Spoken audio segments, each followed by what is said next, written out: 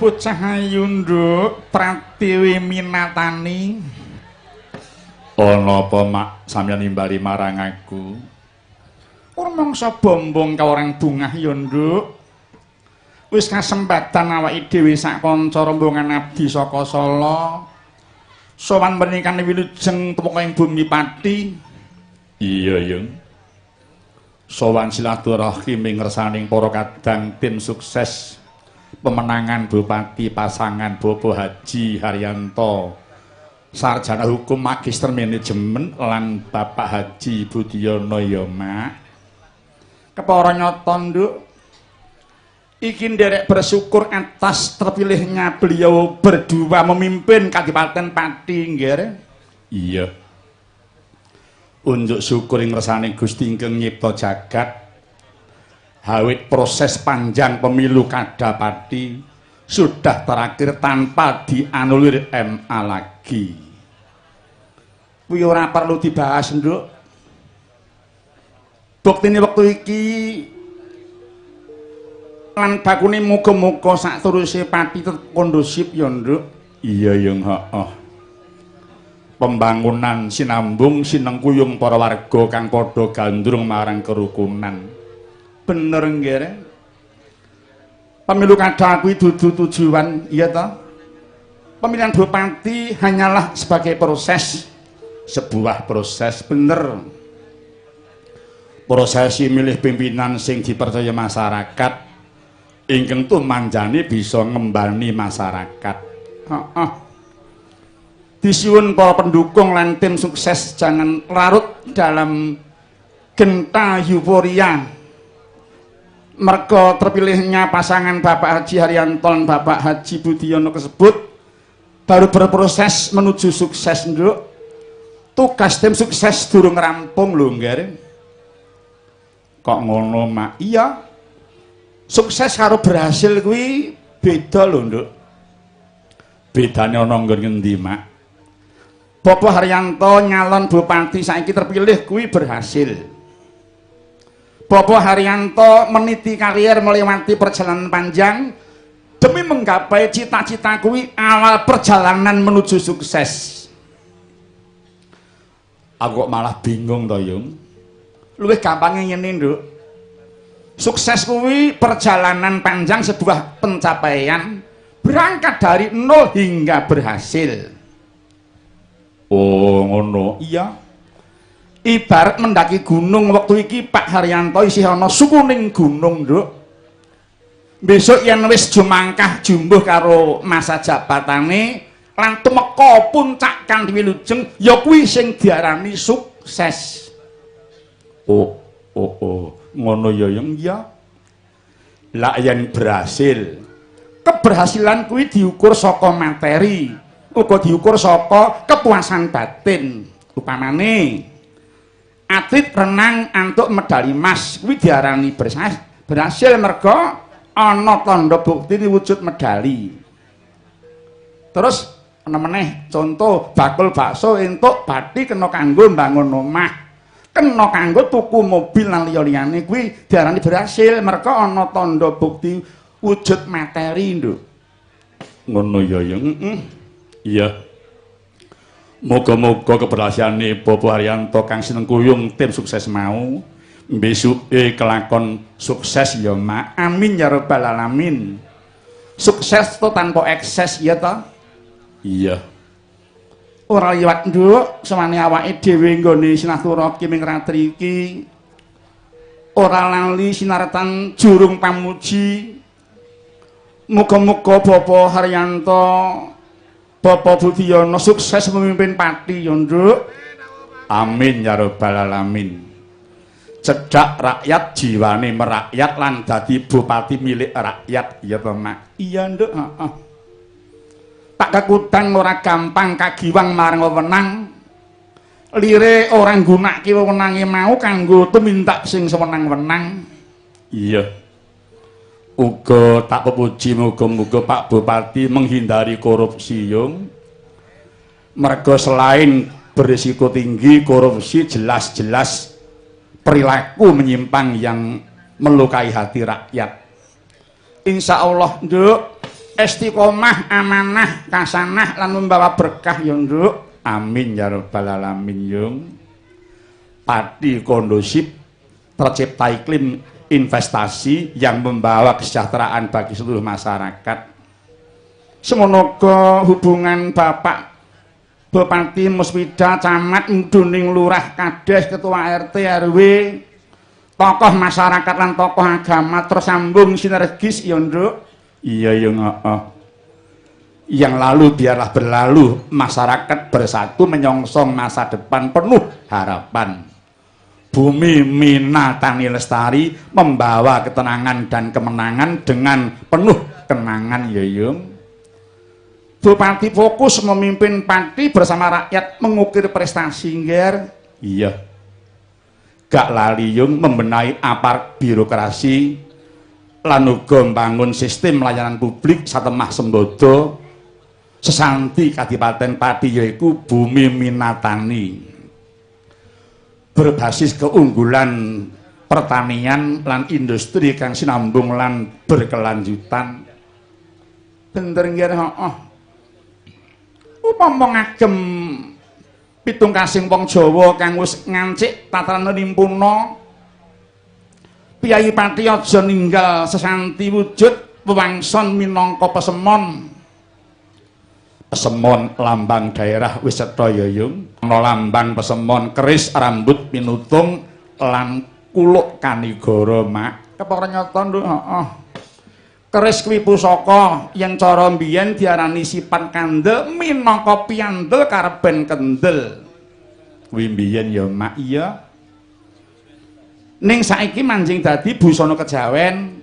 Dene tumanjane marang sing agem piandele yaiku kudu jujur, sabar, tabri, ngati-ati, wani ngalah luhur wekasane, Nduk. Iya.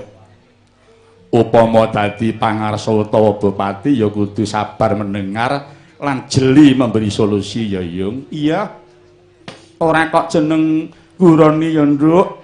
Iki mau ya mung matur witing klapa sak lugune. Dene atur sepala kasebut mau yaiku werdine piwulanging para nimpuna. Keris wis ana werdine lah, kuluk kanigara, Yung. Kuluk kuwi ageman mustaka. Manggone ana dhuwur kuwi nggambarake pejabat utawa pimpinan daerah. Dene kanigara kuwi tegese kawibawan. Mula dadi para punggawa, para pangares lan para paranpara kang padha nglenggahi jabatan kudu rumeksa marang kawibawane ya, Nger. Iya. Punggawa aja nganti tetel kawibawane mung merga keyung-yung gebiaring wentis lan krincinging dinar. Tahta harta wanita kuwi nyenengke ning aja mung sak senenge dhewe terus mburu tahta harta wanita. Merga yen nganti luput nggone mburu malah bisa wuru lan ilang budayane malu, ilang budayane disiplin, lan ilang budayaning nguwongke wong lho, Nduk. Ora mawas pejabat apa staf, warga biasa apa kaum proletar, warga Pati kudu tetap jeli mawas diri, aja ninggal budaya malu, aja ninggal disiplin lan aja ninggal budaya ngajeni marang liyan. Ora kok iki mulang uruk ki ora lho, Nduk. Iki ya mung sebagai pembanding nggone dhewe kono akeh contone, Nduk, kaya ta ngagem seragam dinas saba turut pasar. Mongko wektu iki wis pas wayahe jam dinas, lah kok rame-rame ngubengi pasar. Mongko dudu petugas penarik retribusi ya ta. Pancen dudu. Mula kudu pekewuh ya, Nduk, ora perlu bupati kok dadak nggelar sidak aja nganti. Ngono ya, Yung. Iya.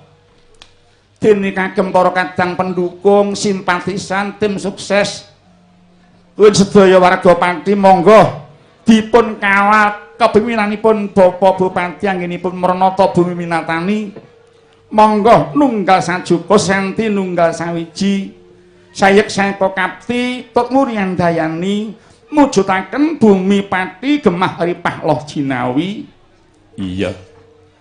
Dasare sing milih ya kuwi rakyate dhewe ya kudu didukung sing diwilih mau. Iya, Nduk. Mboten kesupen kula ugi nderek menghimbau warga Pati keparenga kersa nyuntuk kados banyu pinerang. Petasan dibabat pedang sedina kaping 7 tetep pulih wuwuh sentosa bali nyawiji ora ana tatune yung. Iya nduk, heeh. Wis disanepake kaya Keris lan Kuluk Kaligara kuwi mujudake lambang persatuan dan kesatuan. Pas kapilihan Bupati warga Pati pulih nyawiji, aja ana intimidasi lan aja ana diskriminasi, degradasi lan dekadensi ya nduk. Monggo kepara tekun guyub rukun bangun jiwa lan prasarana sakmah utuh tuwin jumbuh mungguh kang ginayuh lumadi warga Pati pinayungan berkah kasanah badatun thayyibatun warabun ghafur Allahumma amin. Bersama Bapak Haryanto Bapak Budiono Pati Kuncoro terus wibawa jumbuh sengkelaning kang ungel kridaning panembah gebyaring bumi.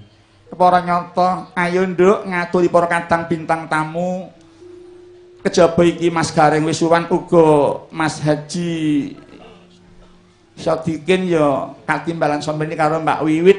Iya. Munggahe Mas Gareng karo Mas Dikin aja dipleroki ya, Nduk. Iya, aja mlerok. Monggo para kanca.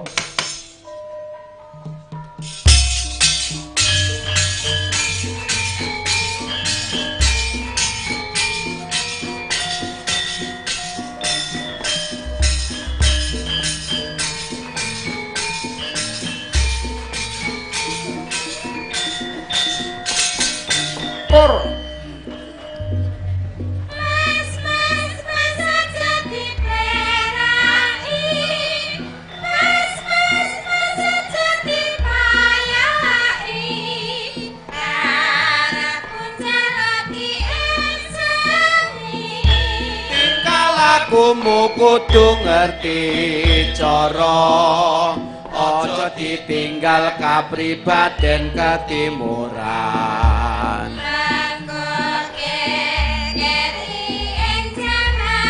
kok ya sing eling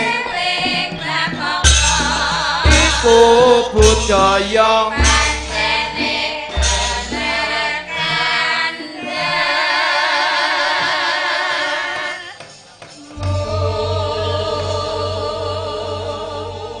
Wilujeng dalu Mas Gareng. Wilujeng dalu Mak. Wilujeng dalu Kang Mas Dikin. Wilujeng dalu Mak Cange.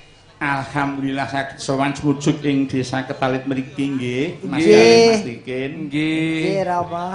Wah, Jan. Kira-kira kula niku mboten sowan teng tlatah Yuwana mriki. Kira-kira ya wis meh setengah abad. Setengah abad berarti 50 tahun. 50 tahun aku ra sowan tlatah. Lah umurmu ki piro? Lho umurmu ki piro kok 50 tahun? Urung ana 50. Lah kok iso 50 tahun rung ora sowan rene? Tegese wis suwe lho, Kin. Suwe banget. Saking suwene iki nganti ora iso ngitung.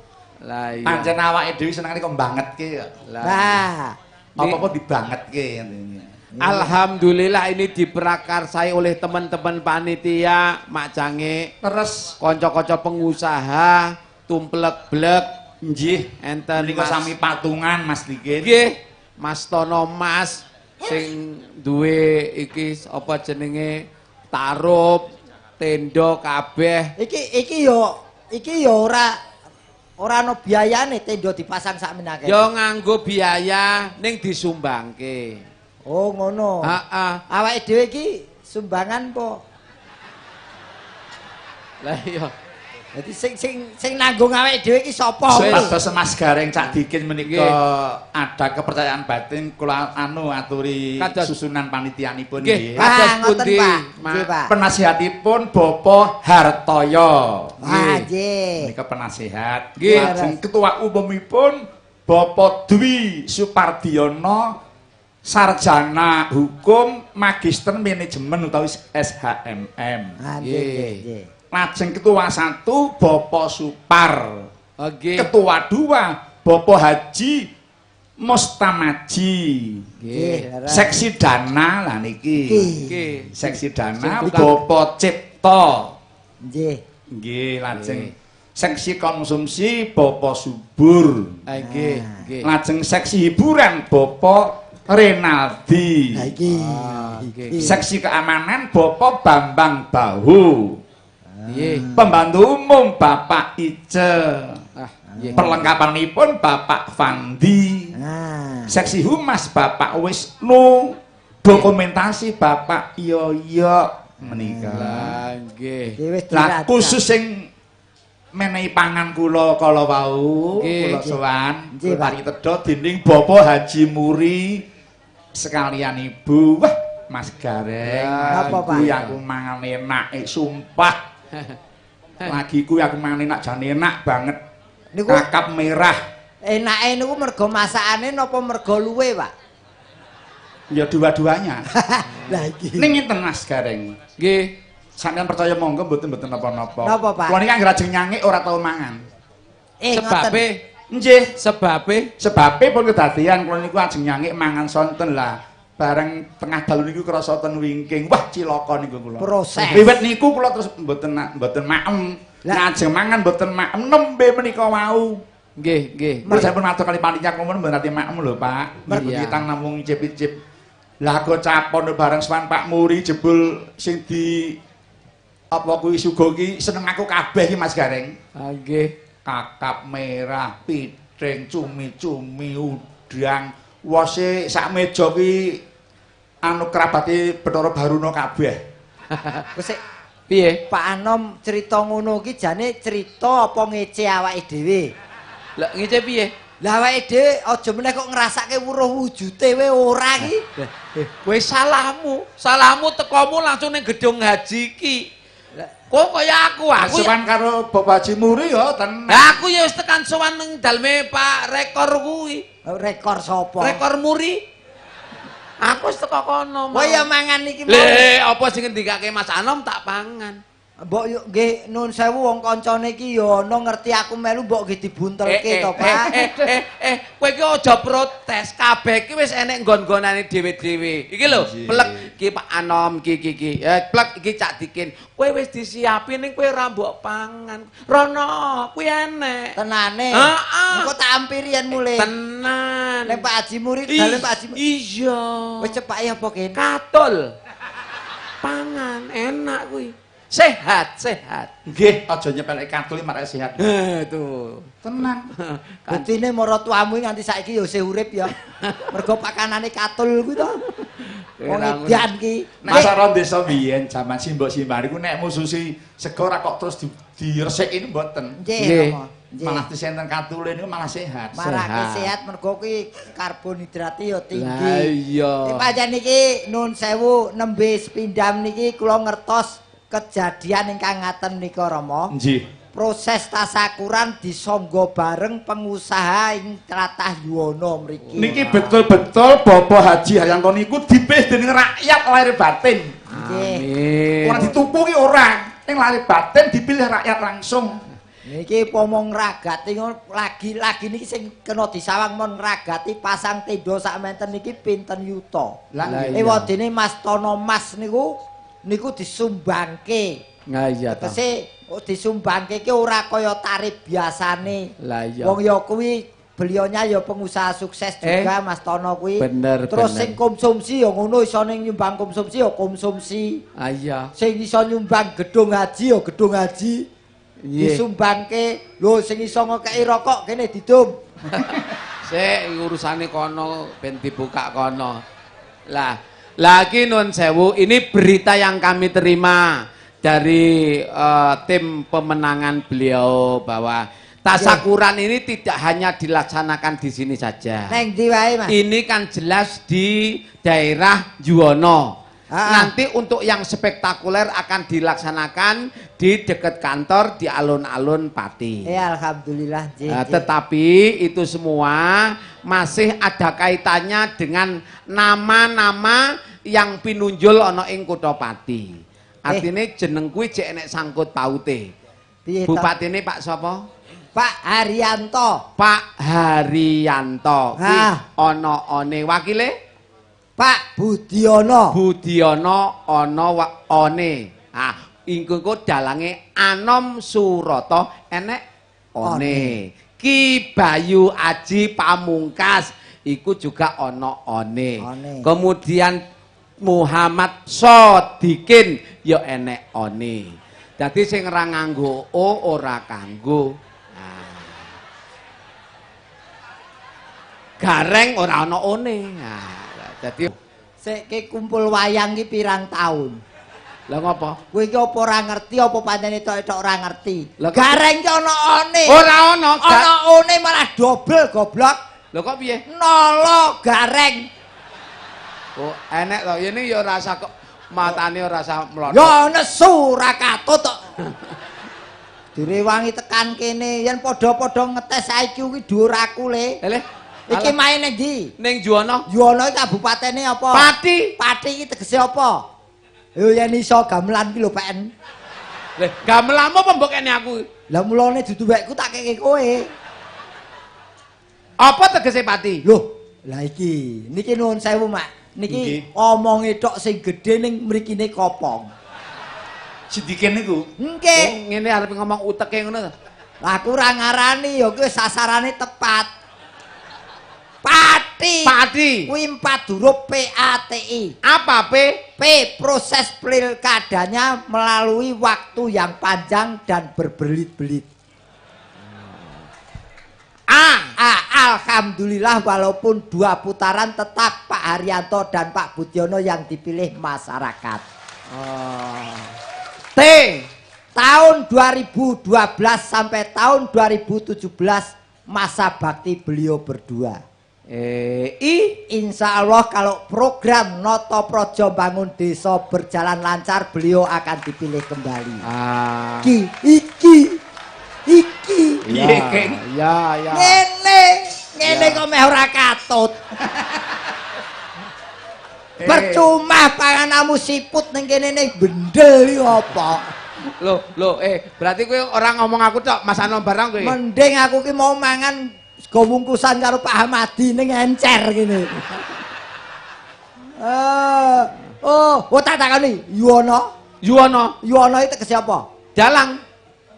Yuwono kok wong dalang. Lho kancaku jurusan pedalangan Yuwono Kae wong. Ya Yuwono adine Kartopel kuwi. Lagi Yuwono apa Yuwono? Yuwono ki ana tegese. Disesuaikan kadar. Yuwono. Yuwono. Heeh. Yu ki saka tembung yus ki yuswa. Yuswa ki umur. Yuswa nem sepuh jaler estri pejabat rakyat kumpul bareng bengi iki ning kene. Oh, yu. Wong iki wondene keperluanipun tasakuran panjenenganipun Bapak Bupati dalah Bapak Wakil Bupati. Nonton wayang kulit hiburane kanthi dalang Ki Anom Surata Ki Bayu Aji dagelane gareng. Aku kowe ora manut rombongan kowe. Uripo dhewe kok. Ya, kanca-kanca ora ngono reng.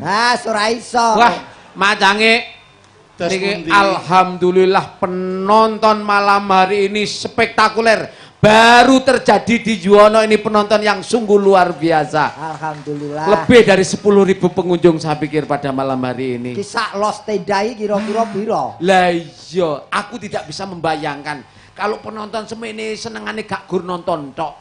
Umpama senengane yo nanggap barang apik yo. Yo reng yo. Iki semene iki nanggap kabeh ngono piye? Lah iya. Delalah dinone bareng ngono piye? Ya ra iso. Mas Dikin, Mas Gareng ora sandadak napa niku kekerepen niku malah njuwarai. Leres Rama. Minimal saben hari jadi pun malah apik wayangan.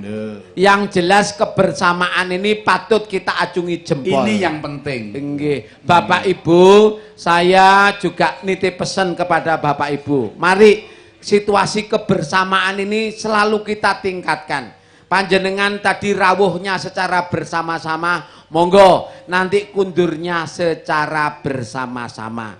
Jadilah penonton, jadilah tamu undangan yang baik. Mohon maaf kalau boleh sombong, saya akan sombong tapi untuk kebaikan. Saya Cak Dikin insya Allah dengan teman-teman ini tidak mungkin akan pulang sebelum administrasi selesai. Aku wis janjiku ngono, ora mulih aku iki. Ini loh namanya tanggung jawab. Sik to. Kere we kok mlipir. Kari cek mall ngono. Oke, dadi bengi iki urung rampung to? Lek urung rampung? Ya wis. Wah. Cekake panitia sembodo lho Mas Dike. Urung dilakoni wis disai kabeh. Rak matur nuwun. Mulih kari wassalam sesuk Sobi. Iki awake dhewe lak dalam rangka golek tambahan to iki. Ora ngono wong kadung sagu wis diparingi ki alhamdulillah. Dadi tetep aku mampir ngene Pak Haji iki nggo. Nggih. Urung entuk piting Mak Cangik menika kepareng Dik Wiwit badhe dandang gendis. Monggo. Ah, tindak mriku ta? Kene, Bu. Kene, Bu. Nah, wong bintang tamu kok monggo. Nah. Mrene, Mah. Mas Gareng. Mah. Nut. Mbak Wit itu kali Mas Dike napani to niku? Niku statese ruwet. Ruwet piye? Tak upamake wong dolanan karambol kae lho. Piye? Dislentik tuk balik mental meneh balik mental meneh. Karuane yen pancen diculke yen dinggo ora bojo ki terus ditemplek diculke templek diculke iki ngono wedokane ya gelem wae. Wah anu bojomu ki apa? Wiwit ki ayu-ayu matane picek. Lah ngopo? Sikilku didak. Sing endi? Jempolan nih. Jempolan sing endi? Iki sing tengen ki. Sing tengen berarti sing kiwa urung. Sing kiwa. Lucu nok nglarani wong. Mbak Wit niku garwane Mas Dike. Nggih. Saestu, Pak. Rak serasi to niku. Lho napa ya mboten serasi to Mas Gareng, mbok ya jenengan sawang. Iki sing diarani upama panganan. Nggih. Kowe iki cap jahe utawa siput. Wih, Ning sayange Cak Dike? cap jahe disosor bebek ya ini. Tegese ora serasi. Mboten serasi to, Pak. Ya. Guna betari rate kok. Itu kan pernyataanmu, pernyataan penonton tentunya berbeda. Nggih. Ya coba tekonono penonton. Kowe sing voting lah, aku dikira aku memprovokasi. Nggih, nyuwun sewu para penonton, kula kalih Cak Dike menika cocok napa mboten? Lho, Ora dirungokke. Lah iya. Iki suara penonton itu suara Tuhan. Maksudnya? Ya beliaulah yang menentukan. Sekono boleh mengatakan tidak cocok, tapi saya punya tamu di sebelah kanan panggung. Kandhanono. Nyuwun sewu, niki kula kalih Cak Dike cocok napa mboten? Kowe mulai rasa nonton. Wis ora usah ditekoni. Ayo, iki dandang gula, Bu. dipun tinting rumiyin. Sik, iki kowe dandang gula, kowe kebagian menerjemahkan supaya masyarakat barangkali ada yang bukan suku orang Jawa mengerti maksud dari dandang gula ini. Nah, ngono. Dadi wong pinter ya kudu dilibatke. Jenengan kuwi pinter. Ayo no. Weh.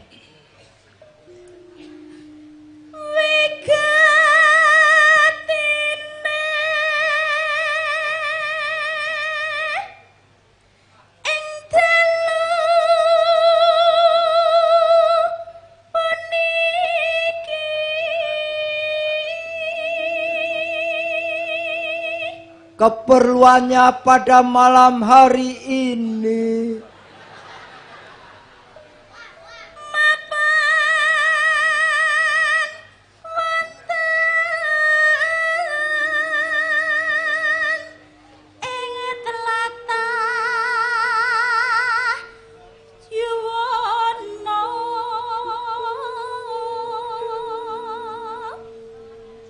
Sini. Loh, kok gursini iki lho? Kok gursini lho iki dawa lho kata-katane iki. Wonten ing tlatah Juwana. Tlatah Yuwono ki ngendi? Ya kene. Lah kene bahasa Indonesianya sini. Wah, ngentekke pulsa kedawan.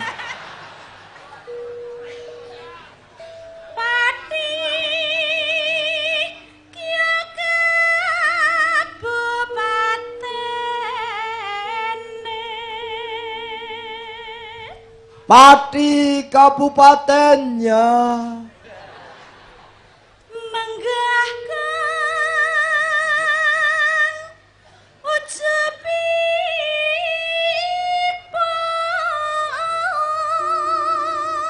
dengan keperluan syukuran Bupati Pinile. ukaramu mau piye? Syukuran. Siu. Maca syukuran kok siu. Le maca ki kangelan. Napa? Syukuran. Bupati yang telah terpilih. Iya. Loh, kok kowe malah iya iki lho. Lah wis bener ya apa ya dibenake? Lan wakil kang minulya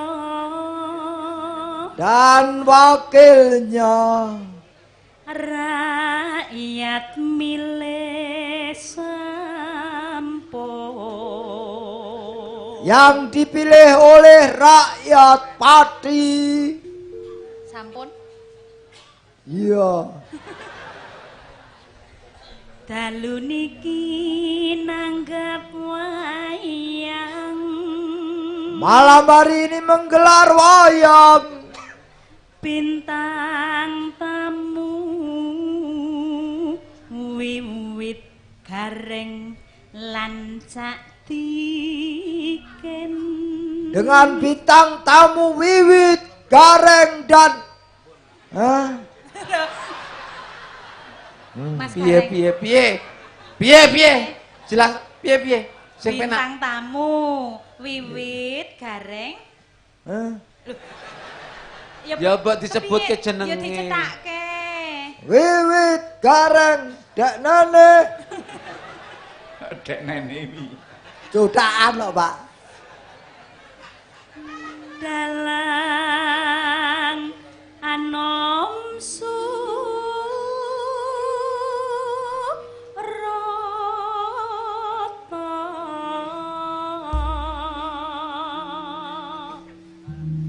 Beliau Kok beliau dalam Anom Surata beliau? sing Anom Surata iki sapa? Bapak Anom Surata Lah, nggih. beliau. Nah ya beliau ya wis to. Aku Anom Surata ngethukke kowe, kleru kowe. Beliau Dawahipun langkah menapa, Mak, manut? Monggo keparenipun pilih piyambak Mas Dikin menapa? prasmanan milih dhewe. Aku ngenteni tekamu kaya ngenteni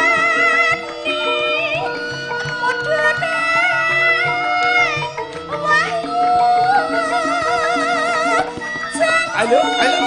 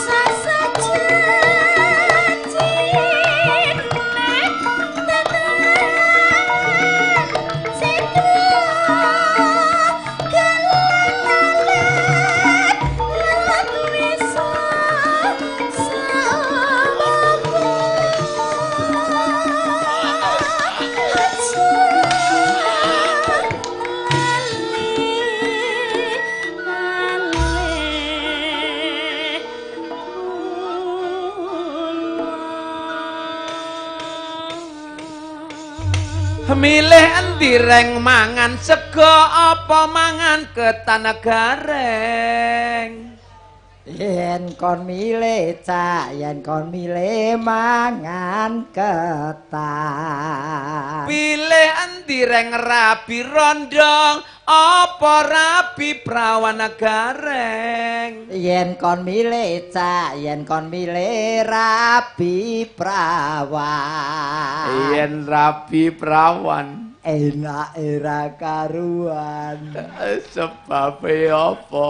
Sebab rung pengalaman. Yen rabi rondo Enak era spiruwa. sebab apa? Sebab tilase yoga. Kowe takon tok. Lah kenapa? Le jawab kuwi. Lah mbok kita takon. Pilih di cak. Heeh. Mangan ketan apa tahu petis tiket. Yen aku milih reng, aku milih mangan tahu petis. Pilih tiket rabi setan apa rabi iblis tiket. Ora caturan. Ora aku nek dipilih. Mau tekon dijawab gareng, saiki dah gareng tekon yen jenengan kudu Tanggung jawab. Ora ono sing dipilih mosok pilih setan apa pilih iblis. Ya dijawab sportif. Kudu tanggung Sportif, jawab. ayo. Pilih endi reng? Mangan ketan apa tahu petis gareng? Yen kon milih, sorry diken aku lagi poso. Iya. Apa arep maksa wong poso dosa kowe. Wah, wong ngedol didoli kok mboten purun mangan niku, Pak. Inji. Ah. Menika kula masen awala nggih Mas Gareng. Nggih, Rama. Katur Kidalang Haji Anom Surata. Kula nyuwun gending setunggal pepeling Nggih. kaping kalih kutut manggung. Gending menika kula kunjukaken wonten kersanipun Bapak Bupati saha Bapak Wakil Bupati Pati sugeng midhangetaken gending menika kagem sampi sayah. Amin. Gending menika ugi kagem kanca-kanca tim sukses wilayah Jiwana. Kanthi tasakuran menika mugi Allah paring tambahing nikmat ingkang tanpa petangan. Amin. Tim sukses Haryanto Berbudi Desa Gabus Kecamatan Gabus. Nggih. Bapak Kilan bakule sapi. Aduh. Nggih, wah. Duh. Lah iya, punya wakil bupati aja orang yang sudah ngetop. Lu kok ngetop? Lah ya nun sewu, Pak Haryanto dengan Pak Budiono, ini nun sewu. Ini secara spektrum luas sebetulnya masih kalah populer dengan wakil bupati. Loh, Kok iso? kenapa demikian? Loh, Iso. kalau Pak Haryanto barangkali yang tahu cuman masyarakat Pati. Lah, Tapi nek Pak wakilnya itu seluruh Indonesia tahu. Lah mergane Lah, Budi. Bocah cilik wis ngerti, ini Budi. Ini Bapak Budi iki lebih populer. terus Ini Gareng. Ini maling. Wong kok dipokoki pelajaran beda meneh kok. Monggo dipun dawani Mbak Wiwi dandang gendis. Nggih. Monggo dawuhipun pepeling slendro. Monggo.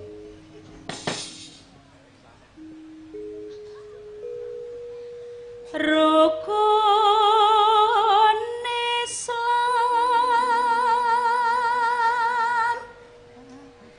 kang lima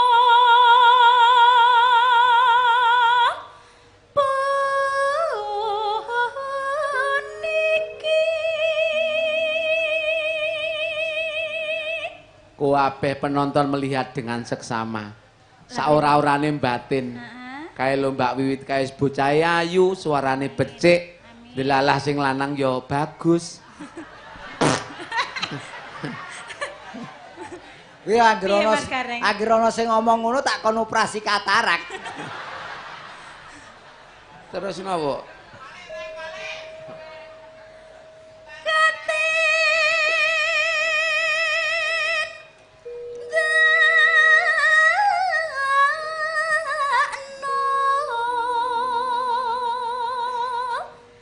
Mring para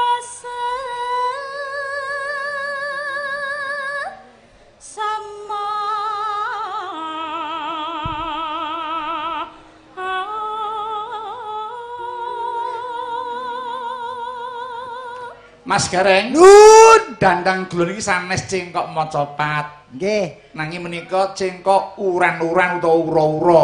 Nah, nggih. Mila cengkoke bebas tergantung sing nyuwarake niku. Nggih, panjang lan pendekipun gumantung ingkang nyuwanten. Tresna jenenge cengkok ura-ura. Nggih, monggo Mbak. Aja padha ditinggalke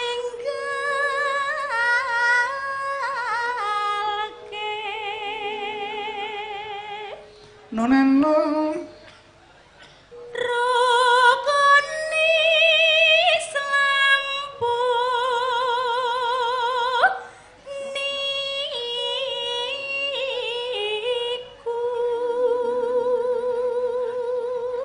neno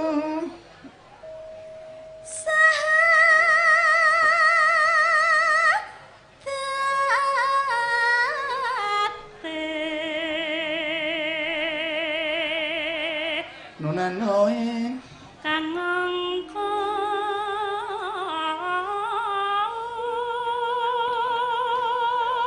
neno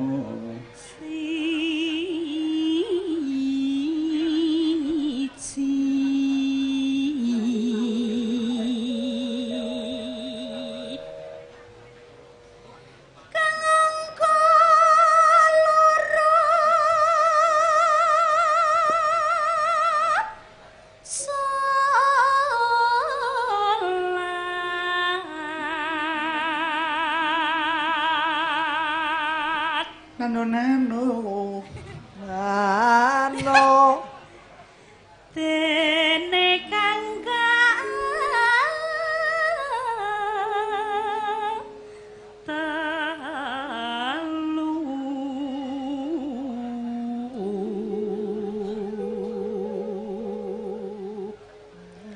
Ramadan nindakno poso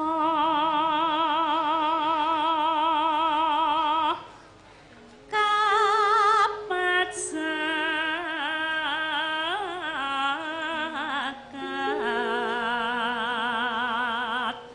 ping 5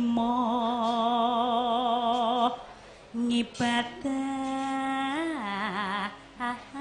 haji nano aja mak rukune sam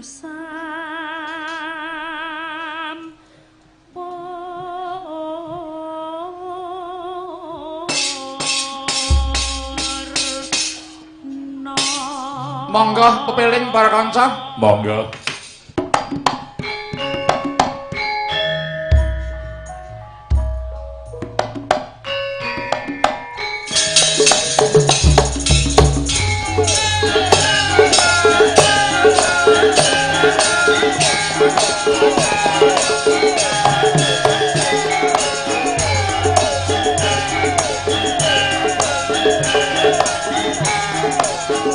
yuk kur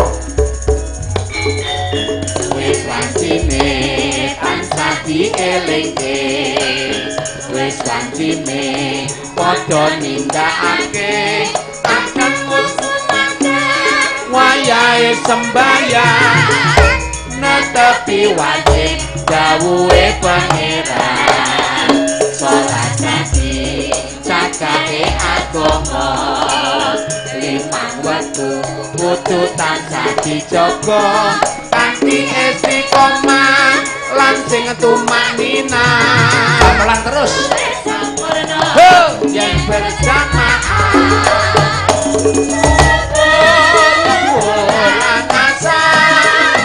salat saya ngedoke tidak mungkar maghrib lan isya jangkepe prayogane ditambah salat sunahe sesono iku perintah agama elingono ning donya wong sedelo sabar tawakal pasrah sing kuwasa yen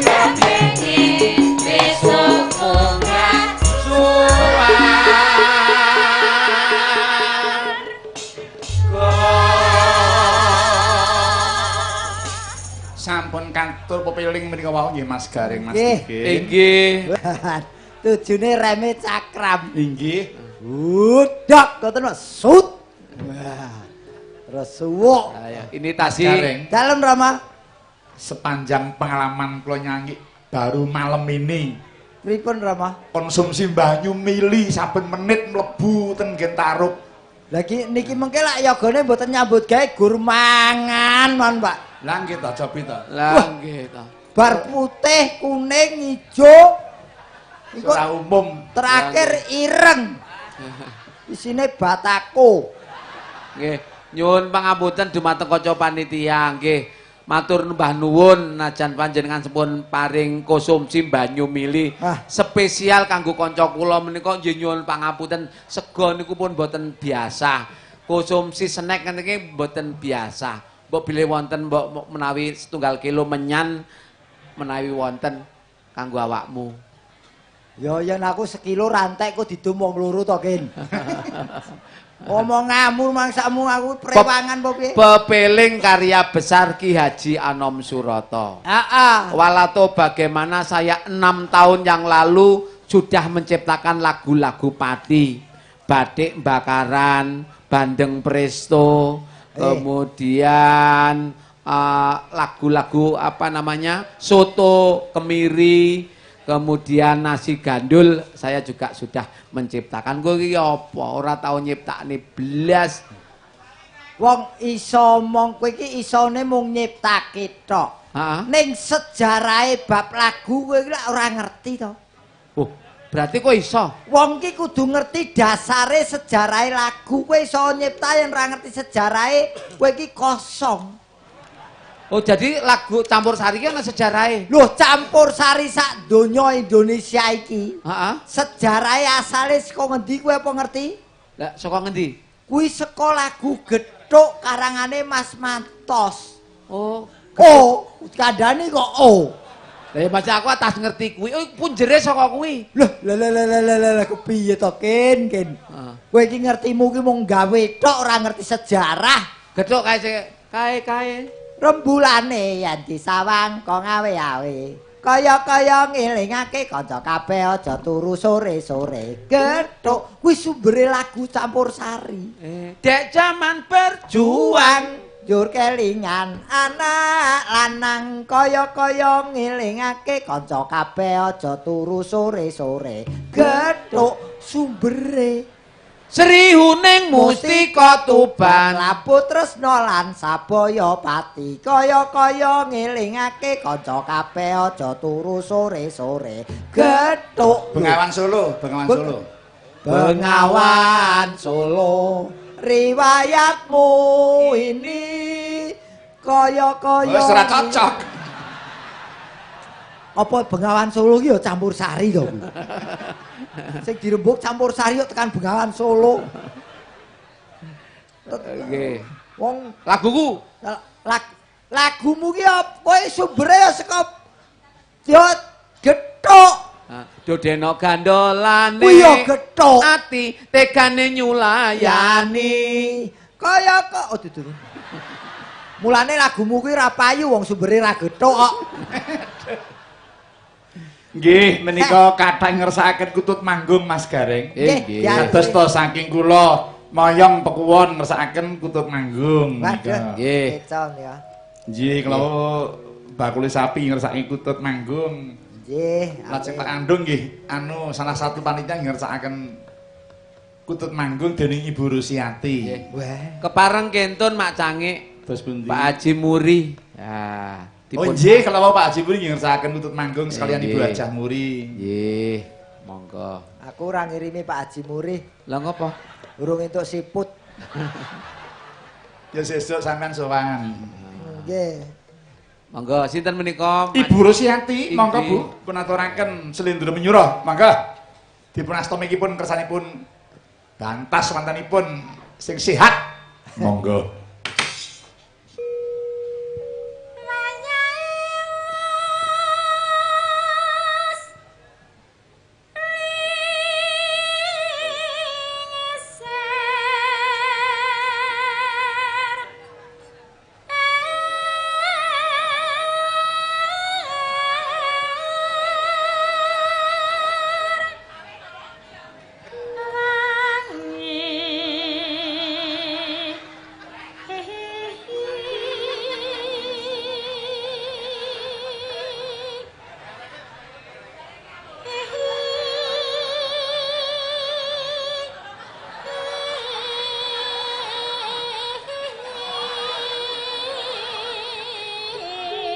Ya, disusul adimu.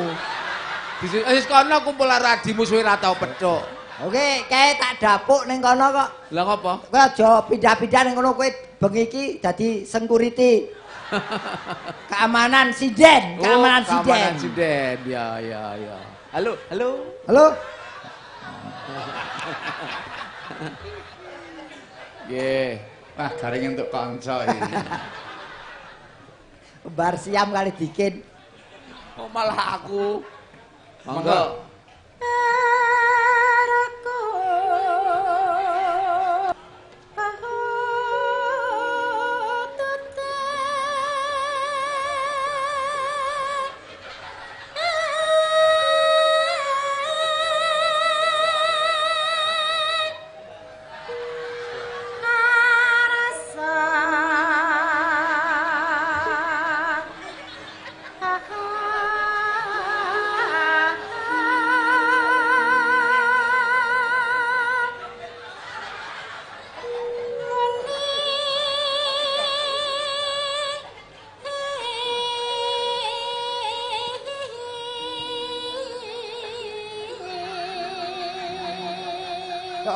Wong ki anggere setel. Heeh.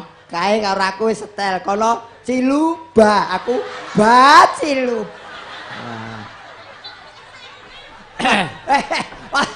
Aja gawe. Kae lagi merdeka. Iya, iya. Anu, sampean kenal kali Mas Gareng? Jaleng. Caleng. Caleng. Ya. Kowe ora ngrungokke sing cetok. Gareng kenal ganteng. Ngono kae. Mas Gareng ganteng napa elek? Udus. Wedhus. Matur nuwun. Ora aku sing bales wong liya sing bales. Ayo. Wis lenggah yang duduk yang baik nggih. Santai. Kupingmu le bosok. Lah piye? Kae ora nguneke aku wedhus. Piye? Kae njaluk kerdus. Ora kae lho. Urung dikeki ta. Monggo Mbak Rus.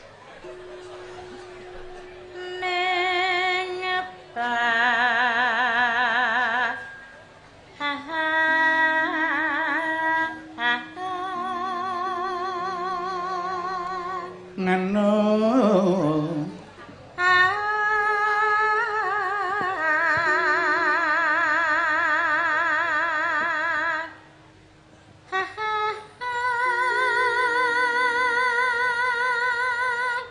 Om kekke yu.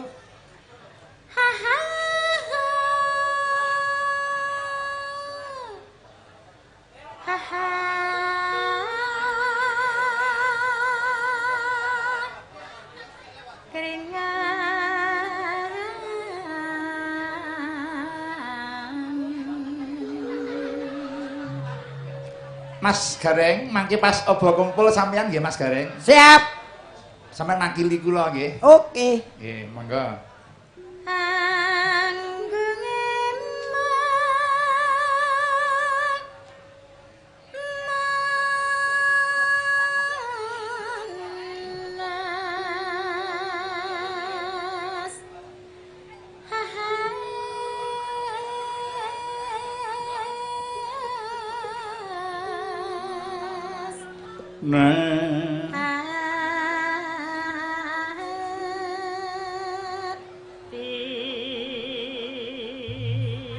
Monggo Mas Gareng mangabani sing ngumpul mriku monggo.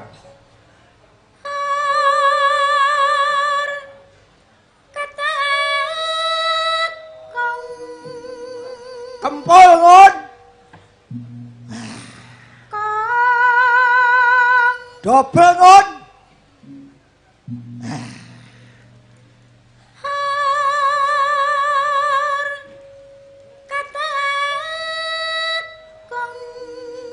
Dobel telungun.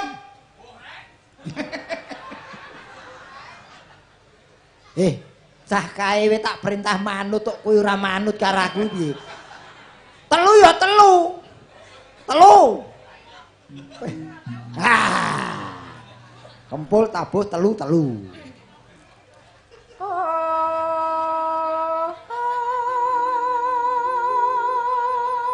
Gongon.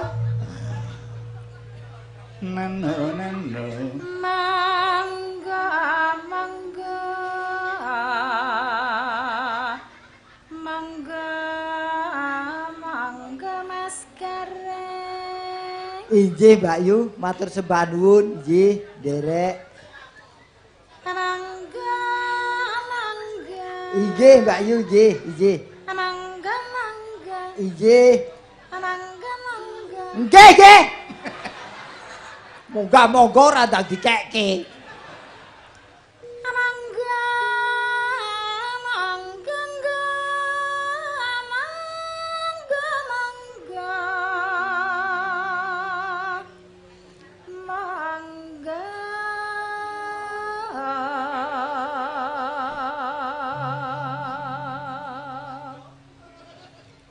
midhangete noeno kang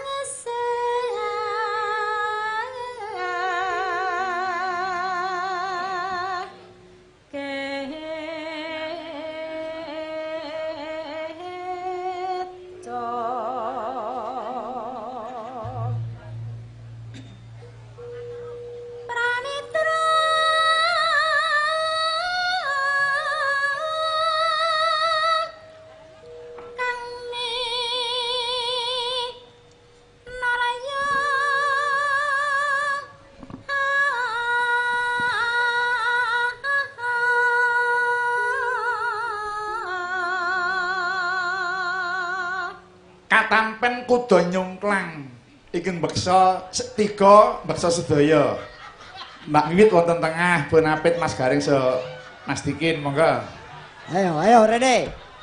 Oh, dagelan lempoh. Mati joget kok malah lungguh.